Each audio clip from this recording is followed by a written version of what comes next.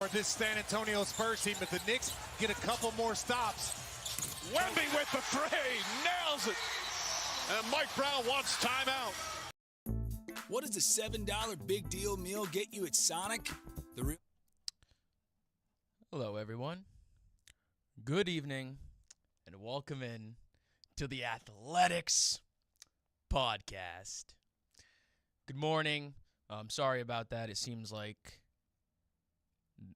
the ads on this thing are a little silly because I think it's the finals. I think they're putting as many ads as possible, but it doesn't matter. Hello, everybody. Welcome in. It is I, Logan, and welcome in. We are here to talk about what's going on in the sports world. So, for starters, we got to talk about the Spurs and Knicks Game 1. Incredible showing on both ends. Let's see if we can get it working over here on my end. Yeah. Corner three is up. Bang! Jalen Brunson from downtown. And the Knicks take a 2-point lead. Wemby, under a minute to play, dribbles it off his foot. Hart picks up the loose ball. Hart up top, looking for Brunson. Josh Hart has been everywhere. All the intangible plays as we're down to 46 seconds remaining. Brunson on the drive, spins. Underneath, puts it up, puts it in. Jalen Brunson does it again. It's a 6-point lead with 37 seconds left. Fox off the bounce, gets inside, kicks it out in the corner, knocked out of bounds by Shabbat with 20.7 remaining. And the Spurs got to get into it quicker. At this point in time, you're down by 8 with 20 seconds to go. We do. It's been determined the last player to touch the ball was Vassell. San Antonio had called this timeout. 30 seconds had not elapsed when the Knicks challenged. Therefore, San Antonio will be charged a timeout since it's a successful challenge. The Knicks will retain their challenge. Brilliant here with the fourth, 13 points in the period. They get it inside. Anunoby immediately fouled. And we can transition back in. So the biggest thing from what we just saw is Wembley getting losing the ball, getting it stolen from him, and falling over. I think that was the seal. That was the seal that really ended the game. But I will say though, there's a lot of like questions for today's game, but at the end of the day though, the New York Knicks, huge emphatic win to take the first game of the series. It was literally a close battle up until the last minute of the game. Very great game though. If you got to watch it, I did. It was fantastic. It was a great game. I am so excited for game 2. But the biggest I want to point out is for Spurs is between, Devin Vassell, Stephen Castle, De'Aaron Fox needs to step up. Disappointing. Very disappointing. Pretty much, I would say Julian Champagne, their forward, was the next best player behind Wembley. All of their guards played terrible. For starters, Stephen Castle, 1 for 5 from the 3. Devin Vassell, 1 for 6 from the 3. De'Aaron Fox, 0 for 4 from the 3. What is happening, guys? What is happening? You're supposed to be hitting threes, not missing threes. I will say, if the Spurs, if the Spurs can do what they did today, actually do what they did today, but actually hit their threes, and then keep for example, keep Jalen Brunson under 50% shooting, considering they held him 12 for 31. He shot 46%. He had an off game too. He went 2 for 9 from 3, and they still won the game. They still won the game, and it's because only person on the Spurs, of course, was Victor Wembanyama. And even he didn't do great either. He shot a lot of, he missed a lot of shots too. So at the end of the game, it comes down to the fact is that De'Aaron Fox and Castle, and same with Vassell, they all need to step up. And Victor Wembanyama, love the guy, but he also needs to start hitting his shots. He was perfect from the free throw. He was 12 for 13, but 6 for 21, dude. So it's just like, I think if the Spurs can at least like make a couple of those threes, I think they would have won the game. And so that just goes to show that like the Spurs could have won this game. The Spurs could have won this game, but they didn't. Why didn't they? Because they were missing their shots. So many shots. Like, the Knicks also shot terribly. Like, I honestly will safely say, besides Karl Anthony Towns, everybody on this team shot terribly. Like, between the Knicks and between the Spurs, Karl Anthony Towns was the only person that didn't shoot like terribly. Like, he was 7 for 15 and then perfect from the free throw. Like, and he didn't even put up that much points. So, I mean, if Karl Anthony Towns put up even more points, they would have won. You know, the Knicks would have won. So, it comes down to, like, I would say, it's safe to say, like, every player on both these teams kind of played sloppy. But it is good, though, because it shows us just, like, the fact that, like, how not only nervous, but how excited all these young players are to play, because everybody on these rosters are pretty young. I mean, even Karl Anthony Towns is not that old. Like, he's 30, but like he's really not that old. He's still got probably like 6+ more years on him. So it's like everybody on this team is relatively very young on both sides, and yet they're playing so competitively, but they're also so nervous that they're dropping the ball. So, like I said, Spurs could have won this game if they actually hit their shots. And same with the Knicks, low-key. It's like Karl Anthony Towns, again, was the only person, in my opinion, who was consistent from the shooting rate. Like, consistent. Everybody else on both sides were terrible. And again, like I said, Stephen Castle, De'Aaron Fox, Devin Vassell, 3 points need to start hitting. Knicks, I mean, like I said, Jalen Brunson needs to be a little more consistent. I mean, 2 for 9 from the 3, 12 for 31. Like, not terrible, but not great. So, either way, though, Knicks, emphatic win. And then with that being said, it's like I said, Game 2 is going to be exciting. I think, though, to be honest, this game series will go to 6 or 7, without a doubt in my mind. I think this series is going to be tight. I don't expect this to be a blowout. I don't expect the Knicks to do what they did to the Cavs at all. I think that tomorrow's game, by the way, at 8:30. Tomorrow's game at 8:30, without a doubt in my mind, they're going to crush it. Absolutely, emphatically, they will crush them. Put them in the dirt. And so that'll be awesome. So I'm excited. Tomorrow, 8:30, Game 2. Like I said, Knicks got the Spurs in their home field. Spurs got to pick it up.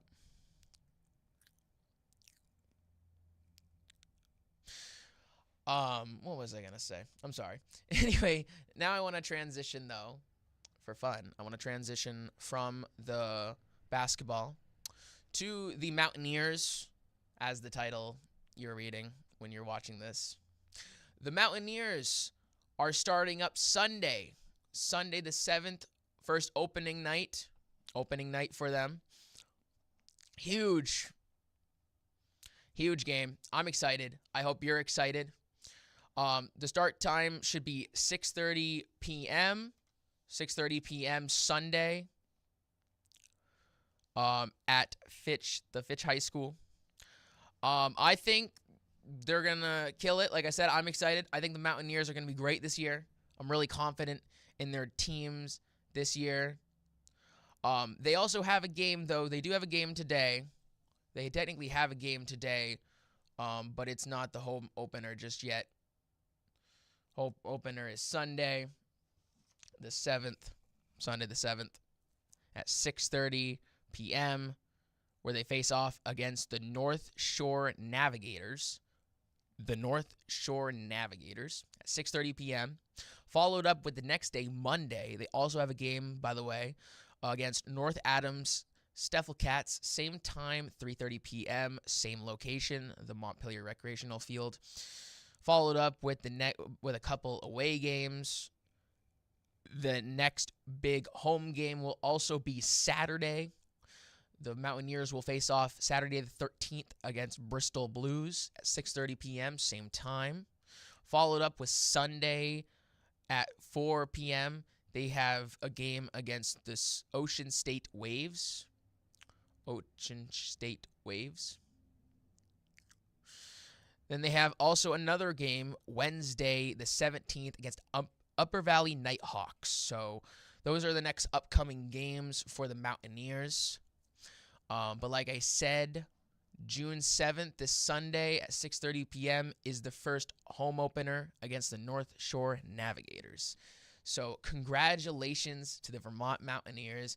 I hope for a very successful season. Like I said, I hope you guys are excited. I'm excited. It's going to be a great season for the Vermont Mountaineers. Speaking of great and fun things coming up very soon, is next Thursday when I am here, we will be talking heavily about the FIFA World Cup. The FIFA World Cup starts next Thursday at 3 p.m., so a couple hours after I do my podcast. I normally do my podcast around 11:30, so we'll be talking about it because it'll be about roughly less than 4 hours, basically, from the tip-off. Again, Mexico versus South Africa. And then South Korea plays off against CISA at 10 p.m. Mexico and South Africa, though, is at 3 p.m. Then followed up with U.S. and Portugal, or Paraguay facing off at 9 p.m. Canada also faces off against Bosnia at 3 p.m. Friday. And then followed up, we got some more games, which we will discuss. I'd like to preferably save the official roster, the official season roster, for next week. I'd love to talk heavily about the World Cup, get in more detail. We'll definitely dive a little deeper on the FIFA World Cup next week. But like I said, though, when I'm here next week is the start of the FIFA World Cup.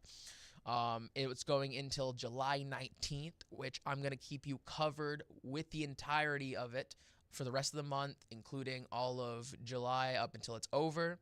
So if you need to keep up, please come see me. I'm always here, like I said, Thursdays at 11:30 a.m. Followed up with the Stanley Cup. Stanley Cup in the hockey world. The Vegas Golden Knights in a close battle against the Carolina Hurricanes, but Vegas got the Carolina Hurricanes in their own field. Vegas Knights up 1-0, 5-4. Very, very explosive, very tight. A first game for the finals. And funny enough, all 5 goals were from 5 different players. So we've got a lot of players. Sean Theodore, Brett Hoden, Ivan. I don't want to butcher your last name, but Ivan. Thomas Hurtle. Looks like Hurtle. And then William Carson. So a lot of players on the Golden Knights as a team equally scored. So huge, emphatic play on their end. Over on the Hurricanes, though, Nikolai Elters got 2 goals, 2 of the 4 goals for the team. Followed up with Jordan Stahl and Shane Gazibier. All got a goal. And close game. Very intense, close game. But Golden Knights with the first win, the first game on the Carolina Hurricanes. Tonight's game 2, though, starting at 8 p.m., same thing. The Hurricanes will host the Golden Knights for game 2. Then game 3, the Golden Knights will host the Hurricanes Saturday, June 6th at 8 p.m. Followed up by Tuesday, June 9th, 8 p.m. will be game 4. And assuming this isn't a blowout, then we will have a game to discuss, or we'll have to discuss the games and everything next week as well on June 11th. If there is a game 5, they are planning for game 5 to be Thursday at 8 p.m. next week. So who knows? If the Knights blow out the Hurricanes, then we won't have much games to talk about for next week. But if the Hurricanes at least get 1 win and they go to game 5, then we will talk about what's going on. So I am super stoked, though. Between, the NBA Finals, the Stanley Cup, it's like, dude, two of the biggest major sports' finals are going on right now. Like, how can you not be here? How can you not be paying attention? We're going crazy over here. We're losing our minds over here,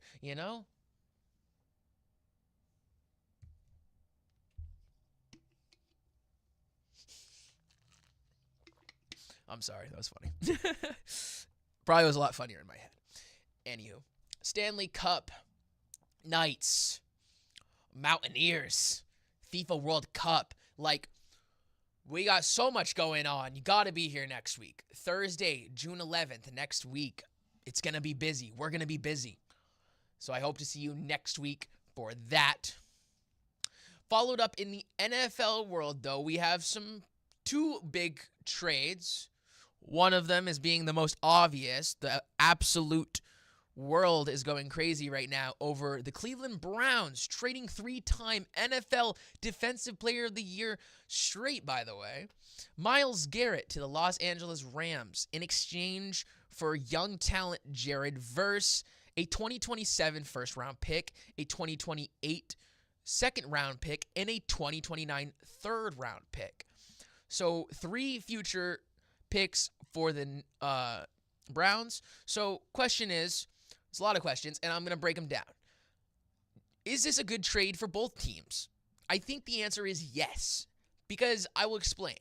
Now, a lot of people obviously expect Myles Garrett to be great, and I do expect him to be great. But I'm going to be honest, I think him going to the Rams is going to put him out of the Defensive Player of the Year award. Now, why I say that is because he's going to a new team. I'm going to be honest, I expect Myles Garrett to have a sloppy season because he's going to be in a new environment. Now he couldn't be like, he could be like Micah Parsons, where he went to the Packers and had no problem controlling the defense, like being the force on the defense. But at the same time, Myles Garrett is getting, he's getting up there. He's 31 years old. He's still a beast. But, if I'm being honest, I think he's got maybe 2 more good years on him before he starts to go backwards. Maybe I could be very wrong. But I expect Myles Garrett to... He's at the point where I think the Browns trading him this might be the perfect time. Because now he could still be a beast for the next 4 years. Or, like I said, he could fall off in the next couple years. So it's a gamble. And so I will say the Browns are, they're taking a risk, but in the end, they're getting a young talent like Jared Verse, I think will be great for the Browns no matter what. Obviously the Browns now are going to have to, fill in a lot of defensive spots to make up for, Myles Garrett not being there. But again, though, this could work out for Cleveland because, again, they have a 2027 first-round pick. In my opinion, they could use wide receivers in terms of offense. So if I were the Browns, I would try to not exactly tank, but I'd try to get a low pick in hopes that you can get someone like Jeremiah Smith possibly next year from Ohio State. So that could be very huge. That pick could go to someone like Jeremiah Smith. So I think the Browns are going to benefit from all these picks. I think they can heavily benefit from all these picks if they pick right. And the Rams are also just beefing up their defense with this huge move. Plus, there's talk, it's rumors, but there's talk about Aaron Donald coming out of retirement to play 1 or 2 more years, possibly alongside Myles Garrett, in attempts to win another ring. I think that's possible, but honestly, though, I think Myles Garrett joining the Rams definitely increases their defense. They still have to ask, some questions and a few holes, in my opinion. For example, they definitely need to fill in their cornerback and safety positions. But if they can fill those positions in, though, and then get Myles, get Aaron Donald to come out of retirement, I mean, that defensive line would be stacked. So it's like if they can tackle the free safety and cornerback, D-backs positions, I think the Rams are going to kill it. Huge trade, though. Huge trade, for both the Browns, in my opinion, and the Rams. A lot of people will, argue that the Rams won this trade. Yes. But I also think that in due time, though, we might find out maybe otherwise.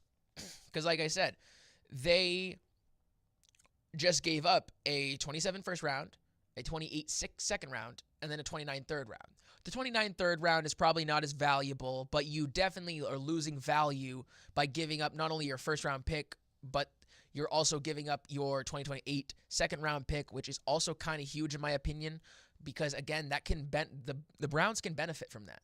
The Browns can heavily, even if they get the 32nd pick, even if the Rams win the Super Bowl, then it doesn't change the fact that Cleveland will still have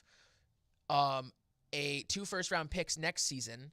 Then the season after, they're going to have 2 or 3 third round or second round picks. And then in 2029, they're going to have 2, maybe 3 third round picks. So I think the Browns benefit because not only are they getting a young talent like Jared Verse, who I think he'll be great on that defensive line. Like Jared Verse, isn't someone, in my opinion, I think the NFL community should sleep on. He's still a good player. So it's like the Rams are losing a young talent in exchange for the defensive player of the year. Don't get me wrong. That's huge.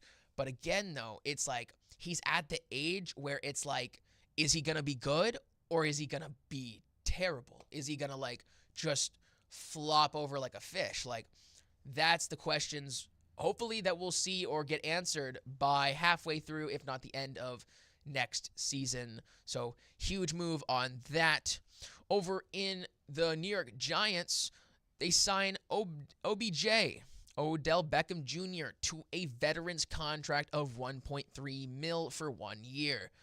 That's still huge. That's a lot of money, man. And so Odell Beckham Jr., though, looking to play 1 year with the Giants.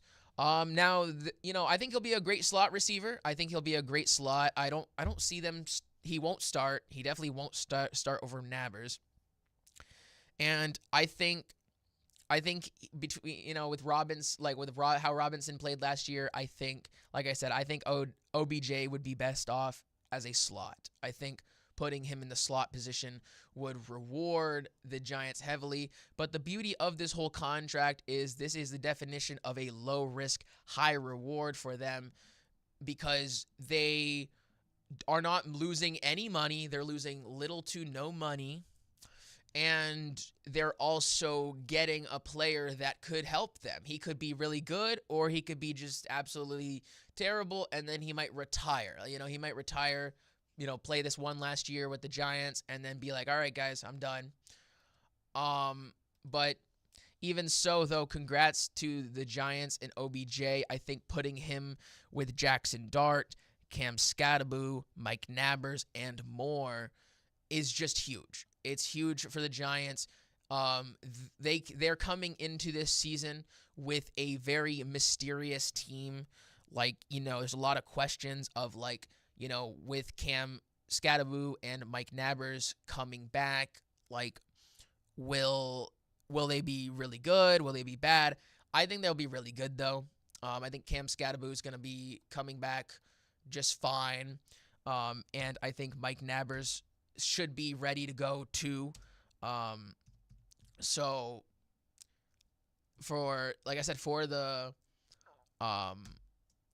Giants, I just think that it's gonna be huge for them to have this team and get a veteran like OBJ to come back and play for them, especially on a low contract.